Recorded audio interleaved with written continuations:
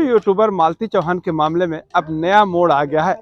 मालती चौहान के अधिवक्ता लगातार इस पे कार्य कर रहे थे और आज विष्णुराज चौहान की जमानत पूरी तरह से खारिज हो गई है। संत कबीर नगर जिले के न्यायालय से अब उनको जमानत नहीं मिलेगी, इसके लिए उनको आगे और विष्णुराज के मामले को लेकर के 3 नवंबर से लगातार काफी चर्चा में रहा और 23 नवंबर को मालती चौहान इस दुनिया से अलविदा ले लेती हैं। इस मामले में उनके पिता दीपचंद चौहान ने मौली थाने में मुकदमा पंजीकृत कराया था, जिसके बाद विष्णुराज चौहान जेल के सलाखों के पीछे हैं। इस मामले में विष्णुराज चौहान ने पहले सीजेएम के यहाँ अपनी जमानत के लिए अर्जी लगाई थी, लेकिन वहां से खारिज होने के बाद उन्होंने जनपद एवं सत्र न्यायाधीश में अपनी जमानत की अर्जी लगाई थी। जमानत की अर्जी का मामला काफी दिनों से चल रहा था और लगातार तारीख पे तारीख मिल रही थी।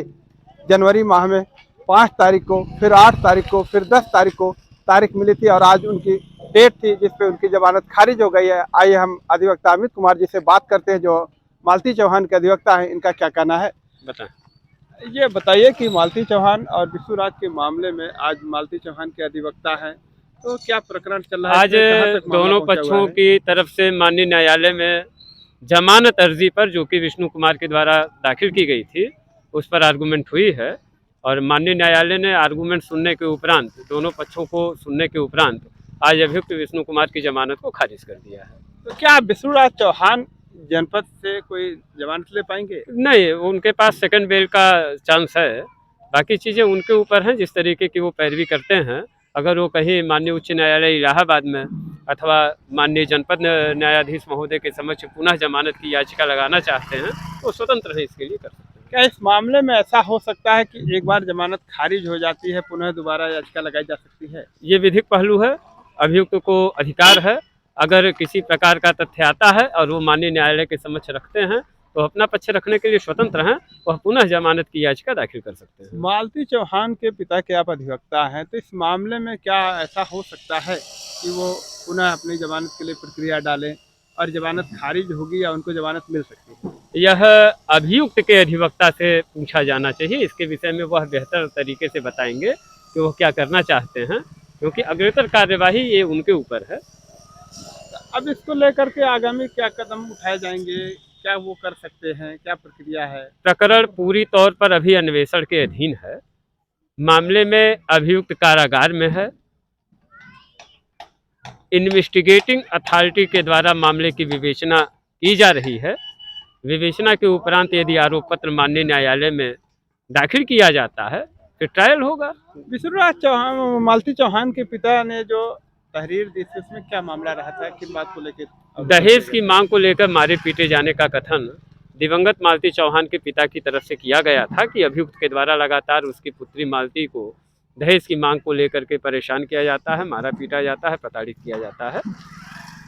इस मामले में कौन सी धाराएं पुलिस ने लगाई थी? 304, 498 IPC और 3/4 दहेज प्रतिषेध अधिनियम। तो क्या जैसे आप बता रहे हैं कि जो धाराएं लगाई गई थी, इस मामले में जनपद से बेल होने के चांस रहते हैं?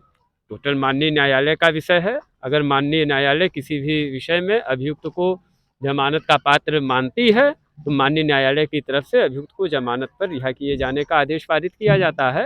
अगर माननीय न्यायालय के दृष्टिकोण में यह पाया जाता है कि अभियुक्त दोषी है, प्रथम दृष्टया साक्ष्य उसके विपरीत है, तो माननीय न्यायालय के दृष्टिकोण में और तदनुसार अभियुक्त के द्वारा योजित जमानत प्रार्थना पत्र को निरस्त भी किया जाता है।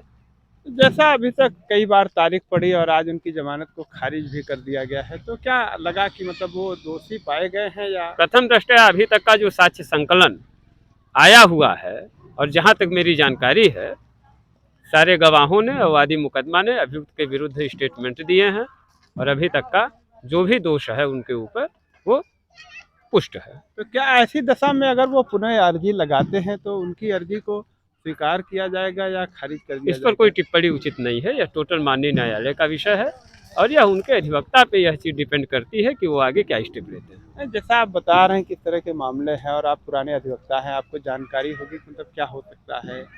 नहीं, देखिए, संभावनाओं पे बहुत चीज़ें नहीं चलती हैं। अगर अभियुक्त के अधिवक्ता महोदय जमानत के लिए प्रार्थना पत्र देते हैं तो ये उनके ऊपर, उनके विवेक पर निर्भर करता है। बाकी बहुत ज़्यादा टिप्पणी उचित नहीं। अब अगर जनपद न्यायालय से उनकी जमानत खारिज हो जाती है तो आगे के लिए कहाँ पे वो प्रक्रिया लगा सकते हैं? निश्चित तौर पर माननीय उच्च न्यायालय में अभियुक्त के द्वारा जमानत के लिए प्रार्थना पत्र दिया जा सकता है। जो मुकदमा है इसमें और भी लोग तमाम लोग दोषी बनाए गए थे, क्या उन लोगों की भी गिरफ्तारी के कोई चांसेस बन रहे हैं? इस संबंध में मुझे जानकारी नहीं है। इसके बारे में बेहतर होगा कि इन्वेस्टिगेटिंग अथॉरिटी से बातचीत की जाए, वो बेहतर बता पाएंगे। जैसा देखे अभी आपकी अधिवक्ता अमित कुमार जी ने बताया कि इस मामले में वह पुनः जमानत की अर्जी डाल सकते हैं। बहरहाल गवाहों के द्वारा जो गवाही दी गई इस मामले को लेकर के देखा जाए तो जमानत कम होने के चांस हैं, तो निश्चित ही इस मामले में हम आगे आपको दिखाएंगे कि क्या होगा।